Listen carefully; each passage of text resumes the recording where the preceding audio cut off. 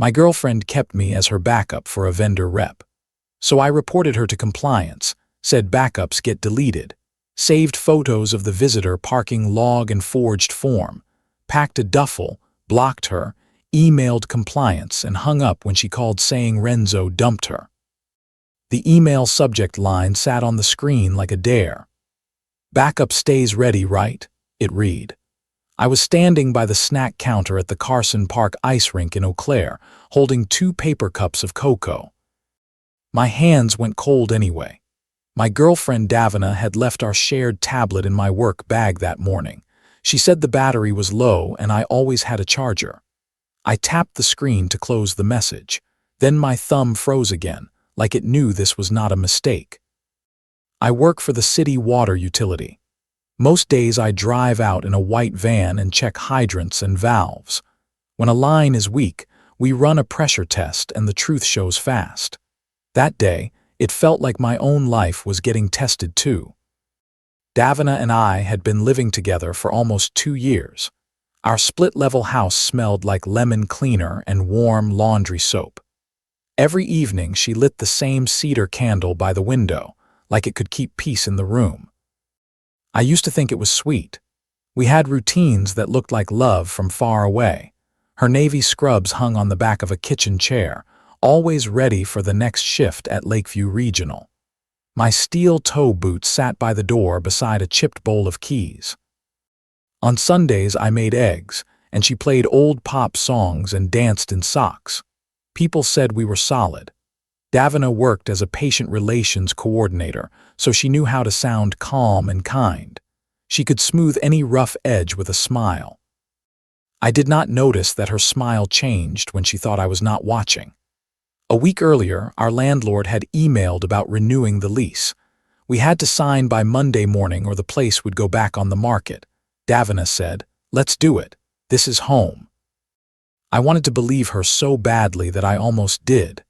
That Saturday, she was working a hospital outreach event. She kissed my cheek and told me to meet her at the rink later. So I showed up with cocoa and an open heart. Then that email hit like a door slammed in a quiet room. I did not open the email. I just stared at the subject line until my eyes burned. A mini hook snapped in my head like a warning buzzer. If you are someone's backup, you are never their plan. Davina skated up to the glass, laughing with her hair tucked in a knit cap. She waved like everything was normal. I waved back because my body did not know what else to do. Then I followed her to the parking lot and drove home in silence. Our kitchen felt too bright when we walked in. The dishwasher hummed and the cedar candle was already lit. Davina tossed her keys into the chipped bowl and started talking about dinner. I watched her like I was looking for a leak in a wall. I kept my voice steady. I said, "I saw an email subject on the tablet. It said something about me being a backup." She blinked once, then smiled like I was joking. That was confrontation 1, and my stomach already knew it would not end clean. Davina said, "Oh my God, Merrick, calm down." She slid past me and opened the fridge like we were talking about milk. Then she laughed and said, "You'll always be my little backup." She made it sound cute, like a pet name. The room went quiet in a way that felt dangerous. I said, "What does that even mean?" She shrugged and said, "It means you're safe. You don't run away. I like that about you." Then she kissed my shoulder like she had handed me a gift. I stood there with my hands at my sides. In my job, a pressure test does not care about excuses. It only shows where the line fails, and I felt something inside me start to crack. Davina kept talking, light and easy. She said, "Everyone has options. You should be glad you're my steady one." I nodded once like a fool because my brain was still catching up. But a new thought slid in and stuck like grit in a valve. That night I did not sleep much. The house made small sounds that felt louder than usual. The heat clicked on, the screen door creaked, and the cedar candle burned down to a dark puddle. I kept seeing that subject line in my mind. Sunday morning, Davina went to the hospital early. She said there was a patient complaint that needed her special touch. I watched her back out of the driveway, waving like nothing happened. Then my phone buzzed with a bank alert. It was from our joint credit card. A charge had posted for 2 tickets and a VIP lounge add-on at a lakeside concert venue in Menomonee. Davina had told me she was saving money for grown-up things like a future wedding. So why was our card buying a fancy night for 2? I stared at the alert until my thumb went numb. Here is advice I learned the hard way. When something feels wrong, write down what you see right away. Your memory will get pushed around later. Davina got home after lunch smelling like hospital hand soap and mint gum. She hugged me and asked if I wanted to go look at new couch fabric. Her voice was sweet, almost playful. It made me feel crazy for hurting. I did not yell. I said, "Why is our card paying for 2 VIP concert tickets?" She kept smiling for 2 seconds, then her eyes sharpened. That was confrontation too, and I could feel her switch flip. Davina said, "Wow, so you're checking my spending now."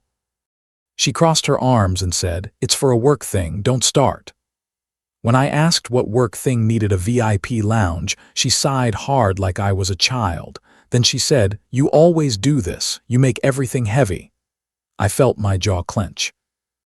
I said, "You called me your backup, now you're hiding tickets, just tell me the truth." She snapped. I said, "Calm down, you're turning a joke into a trial." Then she grabbed her purse and walked out, leaving the front door swinging. The house smelled like cedar and anger. I stood in the hallway staring at the door. A mini hook line rose in my head, sharp as cold air. When someone calls you a backup, they are telling you where you rank. That evening, I drove to the utility yard to drop off tools for Monday. The place smelled like wet concrete and machine oil.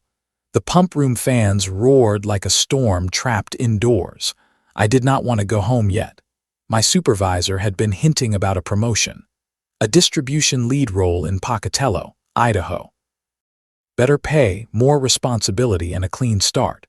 They needed my answer soon because the position opened in 2 weeks. I sat in my van and looked at the lease renewal email again. Sign by Monday or lose the house. Stay and swallow this or leave and blow everything up. The stakes felt like a clock ticking behind my ribs. When I got home, Davina was in the shower. Her phone was on the counter, charging, screen lit with a hospital badge app. I did not touch her phone. But next to it was a printout she had tossed by the recycling bin. It was a visitor parking log from Lakeview Regional's garage system. Davina had printed it, maybe by accident, maybe on purpose. Her badge number was at the top, and it showed the times her badge opened the side gate. 3 nights last week, it opened after 9 p.m. Those nights she told me she was staying late for charts. But the log listed a second badge entering right after hers. The name on that badge was Renzo Hale, vendor access. My chest went tight like a pipe being squeezed. I did not need to imagine them anywhere. I did not have to picture anything. The dates and times were enough. The line was failing and the pressure test of my life was screaming. I sat at the kitchen table with the log in my hands. The cedar candle was out now, leaving only a faint burnt smell. I could hear my neighbor's sprinklers ticking outside. Everything normal while my insides fell apart. Under the log was a thin folder with a hospital logo. It was wedged under the mail sorter where we kept coupons and spare batteries. The folder said Vendor Relationship Disclosure. My name was typed on it as household member, and a signature line had my name written in Davina's handwriting. My heart punched hard once. This was the big twist, and it was worse than flirting. She had signed my name on an ethics disclosure to make her vendor contact look approved. She did not just keep me as a backup boyfriend. She used me as a backup shield. Here is advice number 2. If someone uses your name on documents, do not argue first. Take a clear photo, save a copy, and keep it safe. Feelings change, but paper stays. I needed someone calm, someone who would not get pulled into Davina's charm. I remembered a guy I had met months earlier at a city council workshop. His name was Gideon Voss, a lawyer who specialized in workplace issues. He had a slow voice and eyes that looked like they had seen every trick. I texted Gideon and asked if he could talk. He told me to meet him late at the 24-coin laundry on Hastings Way. Not inside the lawyer office, not fancy, just bright lights, spinning dryers, and honesty. Gideon sat at a plastic table near the vending machine. The place smelled like warm soap, stale chips, and metal heat. He listened while I showed him photos of the disclosure form and the garage log. He did not flinch once. Gideon said, "You don't fix disrespect with more talking." He tapped the paper with one finger and said, "This is liability, for you and for her job." Then he gave me the kill shot line, quiet and clean. Backups are for files, not for hearts. He did not give a long lecture. He told me 3 short steps. Get your belongings, protect your accounts, and send the evidence to the right authority. He also told me to keep my words simple when it was time. I drove home with my hands steady on the wheel. A mini hook line followed me like headlights in the mirror.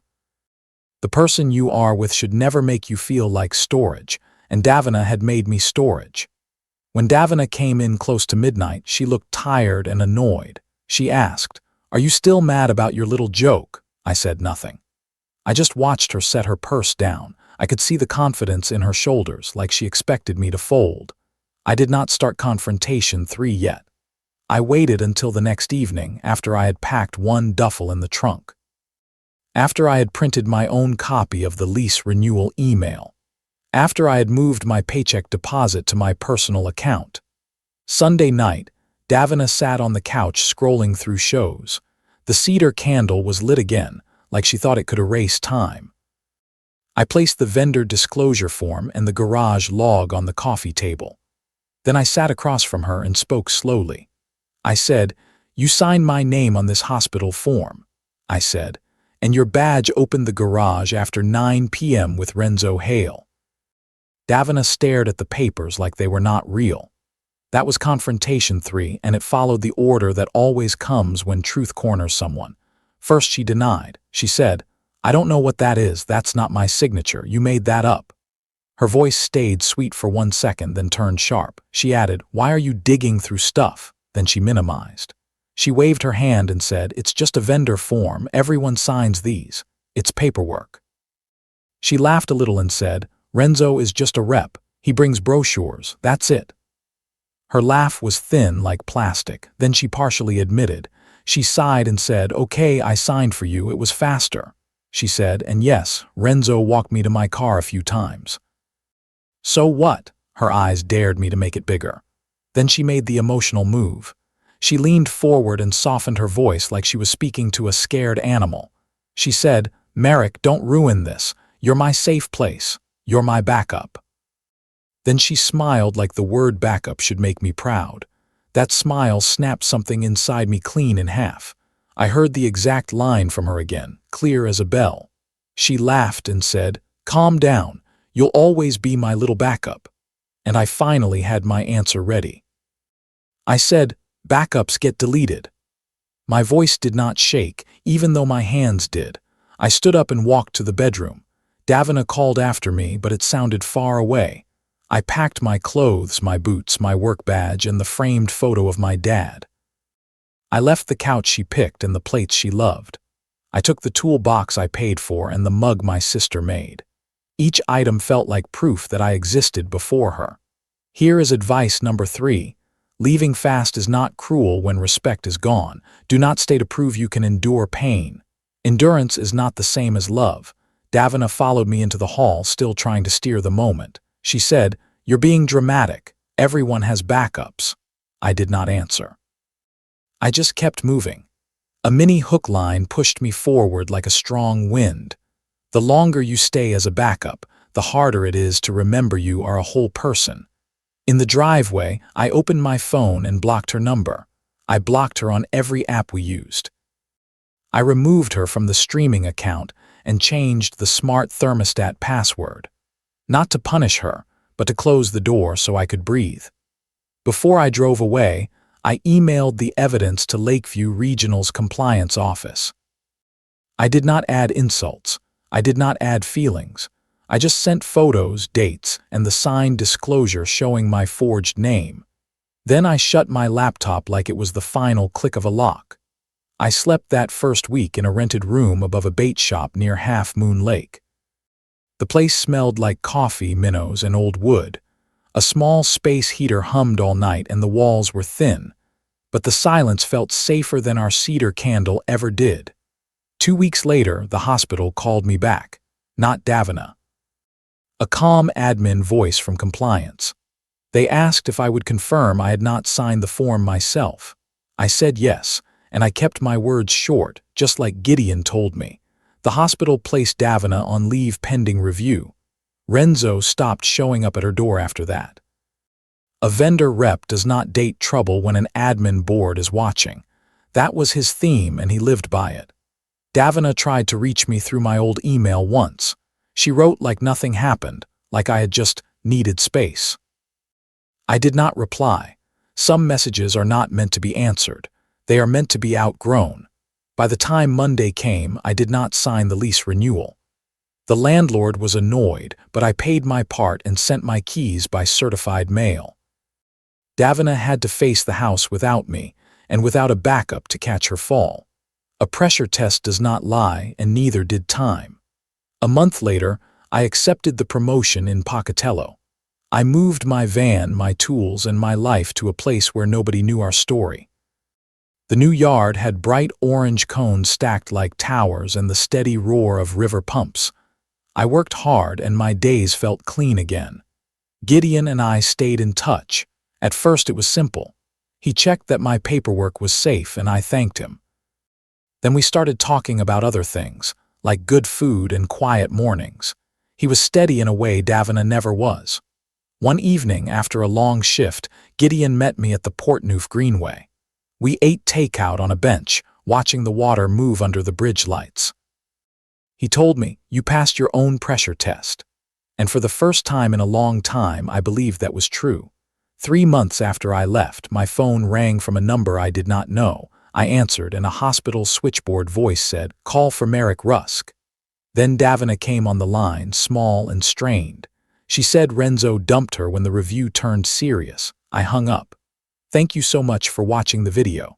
Don't forget to like and subscribe the channel.